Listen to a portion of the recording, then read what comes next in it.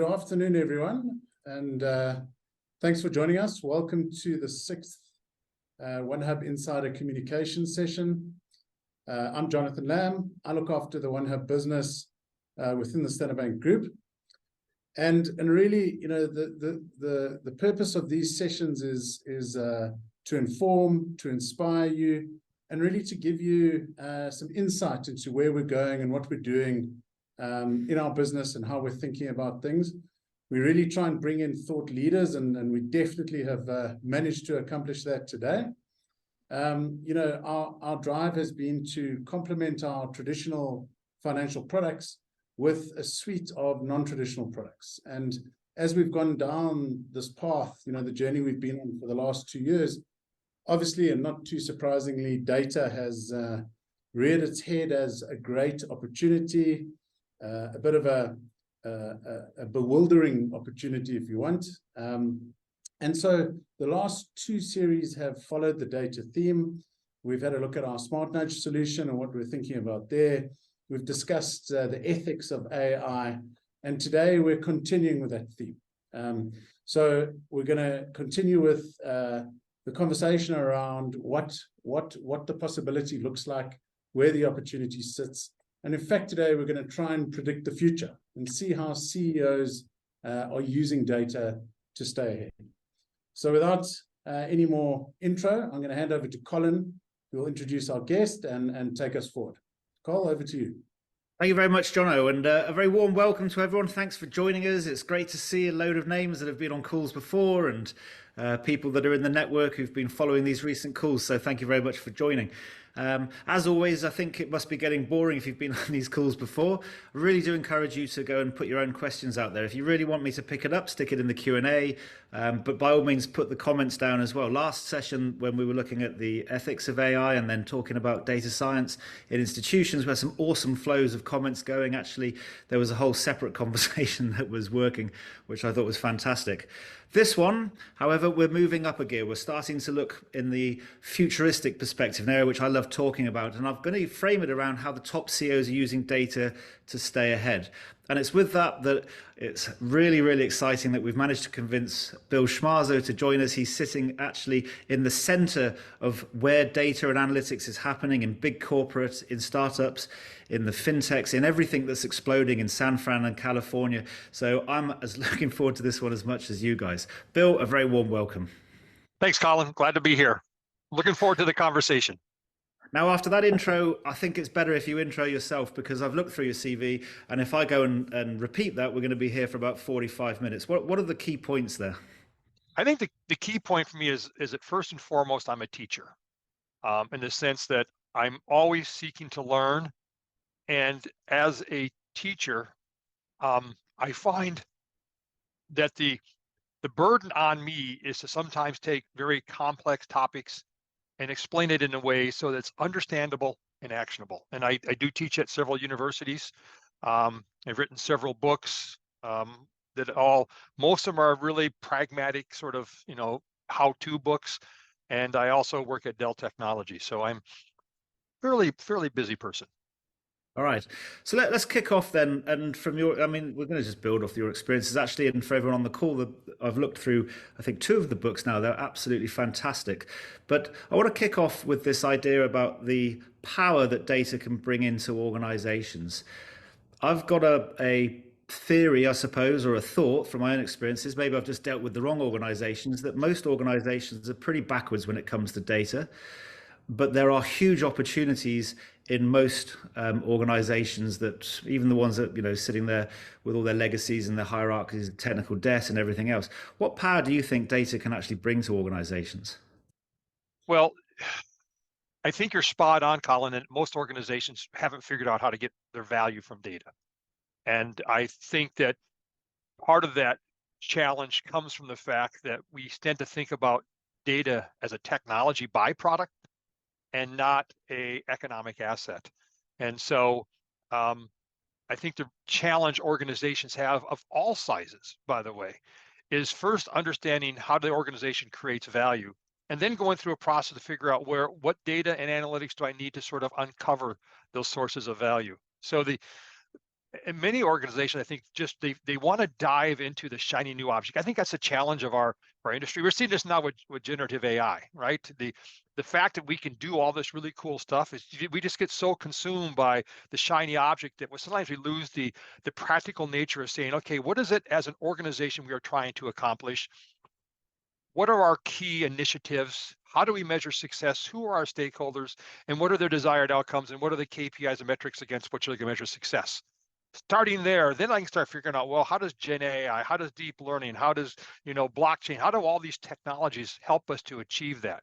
But we sort of get confused by an ends and the means. And, having data isn't the end, it's just a means to a more powerful end.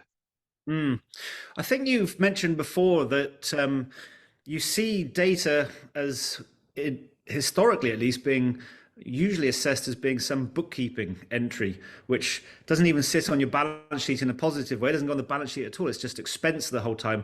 And one key thing that you advise CEOs to do is actually to stop looking at it as an expense, but look at it as an asset. Can you explain in a bit more detail what you mean by that?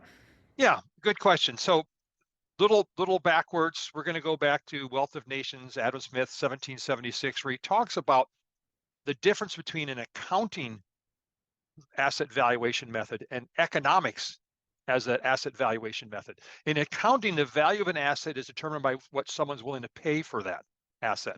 So for example, if you had me and an Uber driver standing right here, and we both go out and buy a $40,000 car, the accounting value of that car is exactly the same for me as it is the Uber driver. That's just how accounting works. Economics, though, is a different valuation process. The economic value is determined by the value of that asset in use. That is how you use that asset to create new sources of value. So going back to our Uber driver, I got a $40,000 car, sits in my driveway, collects dust, drives to the store every now and then, certainly is not worth $40,000. Uber driver, on the other hand, has a $40,000 car, uses that to drive people around, to deliver goods. And when they're not using the car, they're leasing it out to other people. The economic value of that car is dramatically more valuable to the Uber driver. Why? Because from an economics perspective, it's a value in use. And so when we start thinking about data as an economic asset, it's not the possession of data that has value. In fact, possession of data is a cost, as you mentioned. You got to store it, you got to back it up, you got to protect it. It's only receives value. Your data only generates value when you start to use it to create new sources of value. Have you got any good use cases on that where companies are actually taking hold of data and turning it and exploding it into something that's got obvious value? Yeah, I mean, you almost can pick almost any industry. Just talk about healthcare for a second. How hospitals are using the data they have about all their patients to identify patients who are likely to catch a staph infection or a hospital-acquired infection in the hospital, or they're using that to reduce unplanned readmissions. You see it used in manufacturing around predictive maintenance and reducing unplanned downtime and optimizing inventory. You see it in consumer goods areas where customer acquisition, customer retention, customer cross sales. It's the number of use cases is almost boundless, and that is part of the problem. Is that organizations don't suffer from lack of use cases; they suffer from having too many. And so, what they need to make sure, if they're going to apply data as an economic asset to these different use cases, customer acquisition, unplanned downtime, improved customer care, right? Whatever it might be, they need to have a process to identify, validate, value, and prioritize those use cases across your different stakeholders. This is tricky. This is why the cultural transformation conversation I know we're going to get into is really critical. It isn't just data scientists on their own who are creating models and throwing them at business users and say, here you go, make better decisions. That never works. And it's not because the technology doesn't work. It's because, number one, you may not have defined the problem accurately, the problem we're trying to solve. But more importantly, problem number two is if the business stakeholders, the subject matter experts, are not involved in that process, they'll have zero confidence in what's being delivered to them, and they won't use it. think that's a really interesting. I love that. We're going to use that one again when I do a next post somewhere. Businesses don't fail for lack of user cases; they fail because they've got too many user cases. How Yes. do you guys actually go and start resolving that though? Because I guess when you talk about operating models and structures, typically I see data scientists. Let's go back a step. Actually, I see the technology team being given the data scientists. They're sitting there being asked to, on top of their existing duties of maintaining and storing data, ensuring financial reporting in a typical organization, implementing CRM platforms, making sure that we've got ERPs in place, core things which are important for most organizations. And suddenly, here you go and get into this data science thing, start using analytics to go and do crazy things, which previously perhaps was sitting more in the business. The business were responsible for understanding these data sets and making decisions around pricing. Has there been some sort of shift that we need to see in organizations about these org structures to better access and use data and take decisions about how to access and use data? Well, there's about 5 questions in there. So let's start with the data science organization. No, let's start with the use case one and make sure to come back to data science one, because I think the use case, the challenge of use cases will help us to understand how to optimize our organizational structure. So the process that we go through, that I work through with my customers, is to do, I call one of these envisioning workshops. I have a methodology called The Art of Thinking Like a Data Scientist. I've got a book I wrote about it. I blog about it frequently. My university classes are all designed around that methodology. And that's a methodology for understanding, what is the organization trying to accomplish? Who are all my key stakeholders? What are their desired outcomes? What are their key decisions? What are the KPIs and metrics against which they're going to measure effectiveness? And how do you bring all that together to identify, validate, value, and prioritize use cases? So I'll come up with, my problem is, how do I improve customer retention? There's a bunch of use cases that are going to fall out of that. Customer lifetime value calculation, cross-sell, et cetera, all these kind of things. I want to bring the stakeholders together into a room once we've identified all the use cases that support that business initiative, and go through a process to align them on a chart that says value versus implementation feasibility. And I want to find those use cases that have high value and a high feasibility of success. I want to cheat. That's one of the reasons why I think the methodology works so well. That's the reason why I have a lot of success, is I cheat. I pick those use cases that have high value, that have a high feasibility of success, that's been agreed upon by across the organization. So we're all aligned along that. Now, the reason why the use case approach is really critical, Colin, is because we can use a use case by use case incremental approach to not only attack use cases where each use case pays for itself, as a positive ROI, but maybe more importantly, from a technology perspective, I can use a use case by use case approach to build out my data and analytics capabilities. For example, I don't need to build a data lake and throw 35 data sets in it before I can do anything. Heck, those 35 data sets may be the wrong data sets. My first use case may only require 3 data sets. So let's use that use case and those 3 data sets it needs. We're going to put that into our data lake house where we have. And I'm going to build only the analytics I need to support that. So I can take this sort of incremental approach to building out not only my architecture, my technology, data, and analytics architecture, but use case by use case, delivering value and bringing in the business stakeholders who are seeing that. The other subtle benefit to this is that it allows me to exploit the economies of learning. What I mean by that is, anything I learned from the implementation of the first use case, I get to reuse in the second and third use case. And this is really important when I think about data and analytics as economic assets. The data economic multiplier effect says, once I have that data set put into my data repository, governance, metadata management, quality, et cetera, I get to use that data set across an unlimited number of use cases at 0 marginal cost. This ability to reuse, and any modifications and learnings I get improving that data set ripple through all the other use cases to use that data set. This is what makes this economics conversation around data and analytics so powerful. It's an economic asset we've never seen before. It behaves differently than we've ever seen before, and it prospers from the incremental approach versus the traditional ERP big bang approach, where we're going to define all the requirements up front, spend 4 to 5 years building it, and hope at the end of those 4 or 5 years something of value squirts out at the end. You've just mentioned something which is critical for some of the biggest and fastest growing businesses in the world. Their business models are totally dependent on the marginal cost of servicing every additional customer actually falling away to zero. And one reason that they can do that is, as you've just said, if you can better use your data, you get that flywheel effect.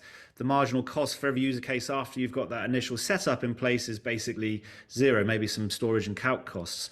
But most organizations fail to get to that point for a couple of reasons. First is, I mean, you've mentioned data lakes. A lot of companies will put up SQL databases, and we'll go into that, or I'll ask you to go into that in a minute. And then secondly, they don't share the data. No one has access to the data. No one is aware of what's going on actually with those data sets, so they can't copy and enhance and move it forward. Could you just talk about those two components, the data lake versus other storage mechanisms, and then how to make sure your organization knows what's happening so that they can flywheel it? Yeah, the data lake approach was this idea that we could just load all of our data into a central repository and everybody have access to it. And it introduced lag into the decision-making process. So any sort of real-time use cases you had to wait for the data to land in this data lake before I could analyze it. If you're a Starbucks and you're trying to optimize my marketing to me as an individual, knowing that I was at that Starbucks store at the corner of Stanford and El Camino 2 days ago doesn't do you any good, right? So the data lake had a latency effect. It also seduced us into thinking by just making all the data centralized, located, people would be able to find it. And we didn't do enough to make sure to, advertise and promote what data we have. And so there is a lot of architectural movements today. There's a lot of more smart people than me. But the idea of leaving data in place and virtually accessing where it is, not only makes it reduce, it drives down my overall cost, but more importantly, it enables all those real-time use cases. I don't have to wait for data to move around. And in fact, what I'm going to do is I'm going to push the analytics to where the data is. Instead of bringing the data back to where the analytics is, let's sort of embrace, I'm going to call it a hub and spoke model, where I've got, the analytics happening out at the edges of the organization, the edges of customer engagement and operational execution. So I think from a technology perspective, we're seeing this idea that instead of bringing everything to one location, let's push the analytics to where they are and enable all those real-time use cases that historically we've not been able to take advantage of. I love the sound of Yes, I love the sound of that. So leave the data where it is in its natural, obvious locations, rather than trying to centralize it and map it and think about all possible scenarios, and just slow down so that you go from real-time data to perhaps accurate but old stale data, which is pretty useless. What are you doing then in the end user side of things in terms of accessing that data? Is it a central team that kind of supports every single business unit? I mean, using that example of Starbucks, it's a bit extreme. Would we imagine, inverted commas, having mini data analysts in every Starbucks store? What's how do you go and grapple with this? Because my sense is it's getting easier. And I just want to perhaps finish it with a one thought process. Is it's getting easier to analyze data because of the tools that are coming. So obviously ChatGPT's arrived. I can ask some questions in 2 years' time. I think I'm going to be able to use that to generate quite good quality data. And I think anyone in an organization is going to be able to be some sort of data analyst to a degree. So is there the argument now we should be pushing out the analytics and use of data to as many people, or just keep it centralized with the skilled experts who've got the computer and machine learning expertise? So we certainly want to push the analytic insights out to the front lines where people can act on them. I don't want my barista to have to become a data scientist. I don't want to have my mechanical engineer to have to become a data scientist, but I can certainly deliver predictive insights to those people. I can send a notice to the operator of a theme park, for example, that a particular component is likely to break within the next 2 hours, and we should probably act on it, right? They don't have to code that, but they should be the recipient of, I'm going to call them prescriptive analytics that tell them there's a problem that's going to occur, and these are the kind of actions you can take to do that. Again, going back to this part's going to break. That's great. So I need to have the system tell me who's most likely to fix that part, how much inventory I need, what are the consumables, what are my education, when can I actually bring something down so I can do that and bring it back up? How do all the associated decisions that go with that action are what we can deliver to the front lines. We can turn them into, for lack of a better term, citizens of data science. So they're the consumers of that versus having to actually become citizen data scientists. So to me, that's the real power, is we deliver the analytic insights to the front line so they can make, have better customer engagement and better operational execution. You also are leading to a really good question too, which is, how do we design our data science team? And I think that for a lot of companies just starting, centralizing everything makes a lot of sense, your data science team, because they all can talk to each other. You want to keep that sort of community growing. But as you mature, what I see as a best practice is this hub and spoke model, where you have a hub of data scientists whose job is to turn analytics into AI products. So they're not only data scientists, but they're almost app developers, and they have some UI people work with them as well, right? And some data engineers. Their job is to take the models that have been built out on the peripheral and turn them into repeatable, reusable, composable applications. Around the peripheral, though, you have data scientists in each of the key business units who are working with the business stakeholders, identifying opportunities where and how they can apply data and analytics, building out analytics, testing them, making sure they work. And when they've got something that's hardened, they send that, or they themselves go back with that to the hub and productize it. And the people of the hub who got done productizing, they go back out to the spokes. And you have this fluid movement. I call it organizational improvisation. You've got your data science teams, your data engineers, and your design thinkers moving back and forth, where you're capturing all the best ideas at the peripheral of customer engagement, operational execution. But when you've got gold, when you found something, bring it back, productize it, so it can be reused across all the different parts of the organization. Is this something which is viable, though, for most organizations? Obviously, your experience at Dell and what you see at Google and Amazon and Tesla and Netflix. I mean, these are digital first organizations, and they'll throw the kitchen sink at developing these models. I mean, OpenAI, 1 billion, 2 billion of fundraise to go and put their models out there. Microsoft come in, spend another couple of billion.